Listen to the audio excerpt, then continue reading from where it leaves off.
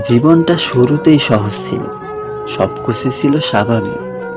কিন্তু আমি নিজেই কিছু ভুল করেছি, আর সেই ভুলগুলোই আমার জীবনকে এলোমেলো করে দিয়েছে।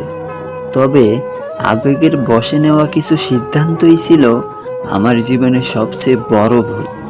তখন মনে হয়েছিল সেগুলো ঠিক, ভেবেছিলাম মন যা চায় তাই করলেই সুখ আসবে। কিন্তু পরে বুঝেছি সেই সিদ্ধান্তগুলোর কারণেই সব কিছু ওলটপালট হয়ে গেছে। যদি তখন আবেগের চেয়ে বাস্তবতাকে গুরুত্ব বেশি দিতাম, তাহলে হয়তো জীবনটা আজ এতটা জটিল হতো না।